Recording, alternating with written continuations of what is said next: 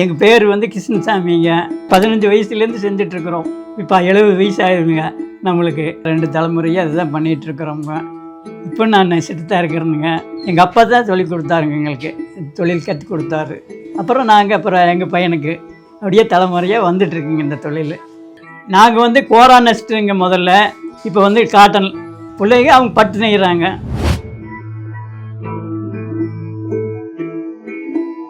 நுணுக்கமாக வேலை செய்யணுங்க. அதுக்கெல்லாம் இலைகள்லாம் பார்த்து செய்யணும், இலை போகாமல் நெய்யணும். அப்போ தானே சேலைகள்லாம் ஓடும். கைத்தறி சீலை வந்து சேஃப்டாக இருக்குங்க, நல்லா குழுக்குழுன்னு இருக்குது. இந்த வெய்ய காலத்துக்கெல்லாம் விசுத்தறியில் அந்த தறி நெய்யறதெல்லாம் வந்து ஜூடு ஹீட் ஆகும். இது வந்து நல்லா இருக்குங்க. எப்போவுமே காட்டன் சேலைக்கு ஒரு மதிப்பு இருக்குது, எப்போவுமே இருக்குது.